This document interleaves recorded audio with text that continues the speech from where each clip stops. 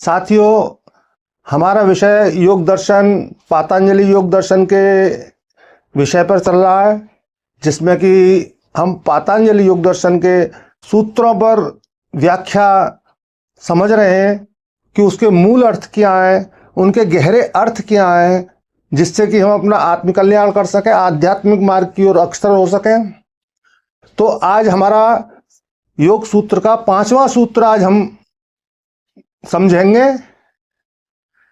कि ऋषि महर्षि उस 5वें सूत्र में हमें क्या बताना चाह रहे हैं।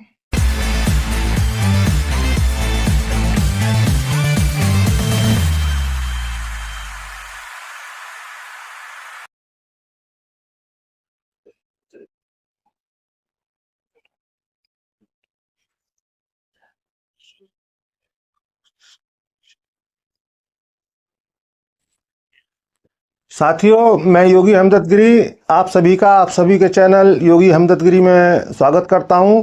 आप सभी को बहुत बहुत प्रेम। साथियों, हमारा विषय योग दर्शन, पातंजलि योग दर्शन के विषय पर चल रहा है, जिसमें कि हम पातंजलि योग दर्शन के सूत्रों पर व्याख्या समझ रहे हैं कि उसके मूल अर्थ क्या हैं, उनके गहरे अर्थ क्या हैं, जिससे कि हम अपना आत्मकल्याण कर सकें, आध्यात्मिक मार्ग की ओर अग्रसर हो सकें। तो आज हमारा योग सूत्र का 5वां सूत्र आज हम समझेंगे कि ऋषि महर्षि उस 5वें सूत्र में हमें क्या बताना चाह रहे हैं। तो 5वां सूत्र है साथियों, वृत्त्य पंचतत्व क्लिष्टा क्लिष्टा। इसका क्या अर्थ है? तो यहाँ महर्षि हमें बता रहे हैं हमारी जो मन की वृत्तियां होती हैं वो कितने प्रकार की होती हैं, वो किस तरह से काम करती हैं, ये हमारे मन के विचार किस किस तरह से वर्क करते हैं। तो ऐसा वो 5 प्रकार बता रहे हैं जिन प्रकारों से हमारा वर्क करता है माइंड। तो हमारे माइंड में साथियों 5 प्रकार की वृत्तियां होती हैं, और उन 5 प्रकार की वृत्तियों में क्लिष्ट वृत्तियां होती हैं, अक्लिष्ट वृत्तियां होती हैं। तो यहां समझते हैं क्लिष्ट वृत्तियां क्या हैं और अक्लिष्ट वृत्तियां क्या हैं। तो साथियों, क्लिष्ट वृत्तियां वो होती हैं जैसे राग। हमारा राग किसी भी चीज में होता है तो वो हमारे जीवन में सही निर्णय नहीं लेने देता। राग के कारण हम जीवन में कोई सही निर्णय नहीं ले पाते। राग हमेशा हमें सही निर्णय लेने में तो बना देता है। तो इस विषय को हमें ठीक से समझ लेना है कि राग हमारे मन में किस तरह से व्यवधान लाता है। दूसरा है द्वेष, यानी घृणा। हमारे मन में जो भी दूसरों के प्रति दुर्भाव की बातें आती हैं, द्वेष की बातें आती हैं या घृणात्मक बातें आती हैं, तो ये द्वेष के विचार और घृणा के विचार हमारे जीवन में, हमारे आध्यात्मिक विकास में बहुत अधिक बाधक होते हैं।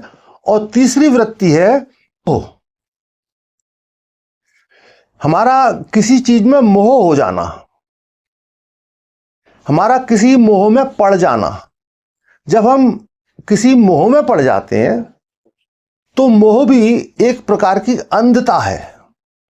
और जब कभी हम अंधता में होते हैं, अप्रकाश में होते हैं, अंधकार में होते हैं, तो हम कोई सही निर्णय ले नहीं सकते। और चौथी वृत्ति है आलस। चौथी वृत्ति आलस को माना है कि आलस अगर हमारे शरीर में, हमारे स्वभाव में आलस्य होगा तो हम अपने कामों को संतुलित तरीके से नहीं कर पाएंगे, हमारे जीवन में कोई संतुलन नहीं होगा, सभी कुछ अस्त व्यस्त होगा। तो विचारों में एक संतुलनता बहुत आवश्यक है। अगर हम जीवन में अपने कुछ भी अचीव करना चाहते हैं, चाहे वो आध्यात्म में हो, चाहे वो भौतिक तल पर, तो हमें जीवन में संतुलन अवश्य लाना पड़ेगा। बिना संतुलन के ना तो हमारा स्थूल शरीर अच्छा रहेगा, ना हमारा आध्यात्मिक विकास सही होगा, और ना ही हमारी दैनिक जीवन की चर्या ठीक होगी। सभी काम हमारे अव्यवस्थित होंगे। तो इसलिए जीवन में संतुलन बहुत अधिक आवश्यक है। और पांचवी वृत्ति बताते हैं अत्यधिक चिंतन। चिंतन आवश्यक है, लेकिन अत्यधिक चिंतन बिल्कुल भी अनावश्यक है और हमारे लिए नुकसानकारी है। अनर्थ का ही कारण बनता है अधिक आलस। हमें अधिक आलस से बचना चाहिए, आलस की बातों से बिल्कुल दूर रहना चाहिए। जब हम आलस से नहीं करते तो हमारा स्वास्थ्य भी अच्छा रहता है, हमारे सारे काम भी व्यवस्थित होते हैं। तो ये 5 वृत्तियां महर्षि हमें बताते हैं।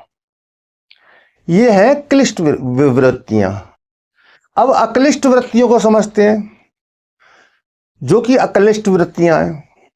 क्लिष्ट वृत्तियां हमें बीमारी की ओर ले जा सकती हैं। हमें क्लिष्ट वृत्तियों के कारण ही जितने भी विकार होते हैं, जितनी भी व्याधियां शारीरिक होती हैं, हमारी क्लिष्ट वृत्तियों के कारण आती हैं। हमारे जीवन शैली, हमारे वैचारिकता, यही हमारी जितनी बड़ी से बड़ी डिजीज आती हैं हमारे अपने अंदर से आती हैं और उनको निर्मित करते हैं हमारे अपने विचार। कहीं बाहर से कोई बीमारी नहीं आती, कोई व्याधि बाहर से नहीं आती। जितनी व्याधि आती हैं 90% डिजीज हमारे अपने अंदर तैयार होती हैं। पहले हमारे सूक्ष्म प्राणों में तैयार होती हैं, फिर हमारे स्थूल शरीर में प्रत्यक्ष होती हैं। पहले हमारे सूक्ष्म प्राणों में क्यों प्रत्यक्ष होती हैं? क्योंकि वहां एक ब्लॉकेज बनने लगते हैं। जब हमारे सूक्ष्म प्राणों में प्राण शक्ति का प्रवाह ठीक ना होने से, क्लिष्ट वृत्तियों से प्राणों का प्रवाह अवरुद्ध होता है। तो प्राणों का प्रवाह ठीक से ना होने से कुछ ब्लॉकेज बनते हैं। उन ब्लॉकेज के कारण हमारे स्थूल शरीर में वो ब्लॉकेज प्रभाव दिखाते हैं और बड़ी बड़ी गंभीर बीमारियों का रूप ले लेते हैं। तो अब समझते हैं अक्लिष्ट वृत्तियां। सतर्कता, जागरूकता। हम हर विषय के विषय में सतर्क रहें, जागरूक रहें, होशपूर्वक रहें। जितना होशपूर्वक रह सकते हैं, हम जो भी कार्य करते हैं अपने जीवन में होश के साथ करें, बेहोशी में ना करें। अभी हमारे जितने भी काम हो रहे हैं बेहोशी में हो रहे हैं। कोई भी कार्य हम होशपूर्वक नहीं करते, क्योंकि हमारे माइंड में इतने ज्यादा विचार चल रहे हैं और विचार निरंतर चल रहे हैं, तो होशपूर्वक हम हो नहीं पाते। और जब हम मेडिटेशन, ध्यान और ये स्वाध्याय सब चीजें करते हैं तो हमारे विचार सिमटने लगते हैं। बाहर की ओर जो बिखरे हुए हैं वो एक जगह इकट्ठा होने लगते हैं। तो सतर्कता और जागरूकता को आप समझ गए होंगे। क्या कहते हैं? करुणा। हमारे विचारों में, हमारे स्वभाव में करुणा का होना बहुत आवश्यक है। अगर हमारे मन में करुणा होगी, जितनी अधिक करुणा हमारे अंदर होगी, उतना अधिक हम लोगों के लिए अच्छा कर पाएंगे और लोगों के लिए अच्छा कर पाएंगे। यहां बड़ा समझने की बात है। जब हम दूसरों का अच्छा करते हैं, दूसरों का अच्छा करते हैं, लेकिन उससे पहले हम अपना अच्छा करते हैं।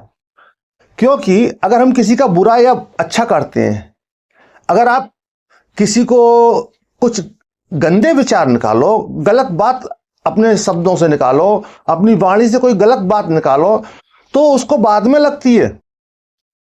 वो आपकी जिह्वा पर, आपके माइंड पर पहले आती है। आपका माइंड, आपकी जिह्वा पहले दूषित होती है।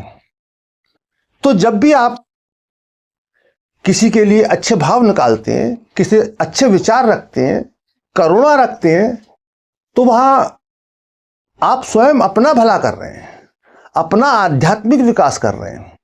तो अब समझते हैं तीसरे। तो मनुष्य में मनोबल का मजबूत होना बहुत ज्यादा विशेष जरूरी है। हमारी कॉन्फिडेंस, हमारे अंदर कॉन्फिडेंस का होना बेहद जरूरी है। जब तक हमारे अंदर कॉन्फिडेंस नहीं होगा, बिना कॉन्फिडेंस के हम कोई भी कार्य कर नहीं सकते। हम कई बार बहुत सारे कार्य कॉन्फिडेंस की कमी के कारण चूक जाते हैं और बहुत महत्वपूर्ण होते हैं, अपने जीवन के बहुत महत्वपूर्ण क्षणों को, महत्वपूर्ण अवसरों को हम अपने कॉन्फिडेंस की कमी के कारण गंवा देते हैं। अगर वहीं हमारे अंदर कॉन्फिडेंस हो और हमें कोई भी बात, कोई भी विचार पहले माइंड में अपने विचार कर लेना चाहिए, और जब हमारा माइंड पूरी तरह से उस विचार को वो एग्री करे, मान ले कि हाँ बिल्कुल ठीक है, तो यहां किसी दूसरे से सलाह लेने की आवश्यकता नहीं है, क्योंकि जिन स्थितियों में आप विचार कर रहे हैं वो स्थितियां आपके साथ हैं। उन स्थितियों को आप ठीक से समझते हैं, दूसरा उतना ठीक से नहीं समझता। तो आप स्वयं विचार करते हैं, और जब आपकी अंतरात्मा उसका उत्तर देती है और आपको बिल्कुल ठीक लगता है, तो बस उस बात को अपने अंदर मजबूती से पकड़ लो और अपने कॉन्फिडेंस को बनाए रखो।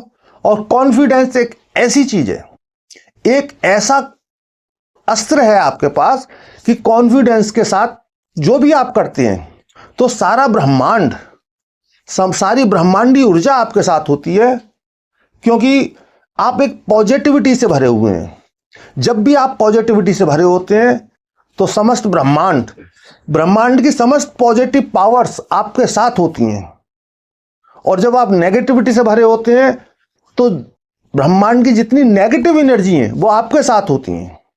तो इसलिए अपने कॉन्फिडेंस को मजबूत रखें। ब्रह्मांडी ऊर्जा, ब्रह्मांडी एनर्जी, पॉजिटिव एनर्जी वो आपके साथ है। तो आप समझते हैं प्रसन्नता। अगला कहते हैं प्रसन्नता के लिए हमें हमेशा प्रसन्न रहना चाहिए, खुश रहना चाहिए। स्थितियां आती जाती चलती रहती हैं। यह हमारा जीवन एक पिक्चर की तरह है, सिनेमा की तरह है, एक मूवी की तरह है, एक ड्रामा की तरह है। आप अपने आप को बस एक ड्रामा का पात्र मानिए, एक पिक्चर का कैरेक्टर मानिए, इससे अधिक कुछ मत मानिए। बस जो आपके कार्य हैं, जो आपकी जिम्मेदारियां हैं, जो आपके कर्तव्य हैं, जिसके प्रति जो कर्तव्य हैं आपके, वो कर्तव्य आप ईमानदारी से करिए, पूरी ईमानदारी से। जिसके प्रति भी जो कर्तव्य बनते हैं, चाहे वो आपका परिवार हो, चाहे आप स्वयं हो, चाहे आपके मित्र हो, चाहे आपके आसपास के लोग हों, चाहे समाज के लोग हों, सभी के लिए। तो साथियों, यहां पर महर्षि ने हमें जो इस सूत्र में बताया है, पंचतय क्लिष्टा क्लिष्टा, तो यहां जो 5 वृत्तियां बताई हैं उसका अर्थ आप ठीक से समझे होंगे, और इन वृत्तियों को हम कैसे इंप्रूव कर सकते हैं, कैसे समझ सकते हैं, कैसे अपना मानसिक विकास कर सकते हैं, उस चीज को ऐसे समझ लें आप। जब भी आप मेडिटेशन करते हैं, प्राणायाम करते हैं या स्वाध्याय करते हैं, अच्छे विचार, जैसे मैंने पिछले वीडियो में बताया था, तम रज सत्व, ये तीनों की प्रधानता हमारे शरीर में होती है। कभी कोई तत्व जो है उसकी प्रधानता अधिक होती है, और तीनों का होना बहुत आवश्यक है। तो हम जितना जिसकी प्रधानता को बढ़ा लेंगे वैसे ही हम बनने लगेंगे। हम तामसिक वृत्तियों में रहते हैं तो तामसिक बनने लगेंगे, राजसिक वृत्तियों में रहते हैं तो राजसिक बनने लगेंगे, और सात्विक वृत्तियां अपनाते हैं तो हम अपना कल्याण करेंगे, सात्विक बनेंगे। स्थितियां तीनों रहेंगी, वो समय समय पर शरीर के साथ चलती रहती हैं।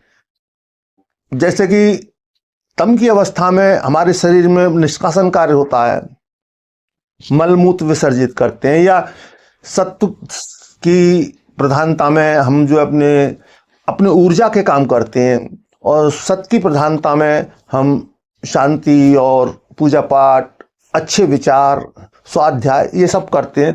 तो सत्व प्रधान हमारा जीवन होता है, तो वो हमारे लिए बहुत लाभकारी है। तो साथियों, इसमें आपको जो कुछ भी समझ में ना आया हो, कोई भी प्रश्न आपका छूट गया हो बताने से मुझसे, तो आप कमेंट बॉक्स में उस प्रश्न को लिख सकते हैं।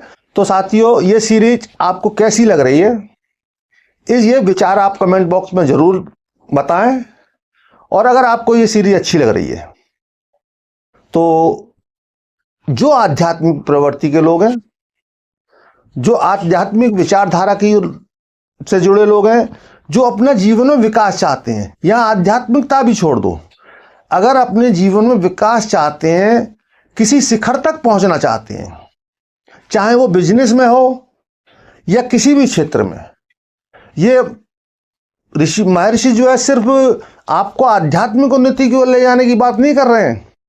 आप भौतिक तल पर भी अगर ऊंचा जाना चाहते हैं तो जब तक आप योग सूत्र के 195 सूत्रों को ठीक से नहीं समझ लेंगे, ये 195 सूत्र, छोटे छोटे 195 सूत्र अमृत की बूंदें हैं,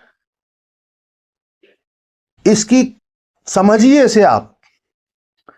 इस अमृत को आपने कानों से उतार लिया, गले से नीचे उतार लिया और उसे ठीक से समझ लिया तो आपका आत्म कल्याण होना ही होना है, भौतिक तल पे, आध्यात्मिक तल पे।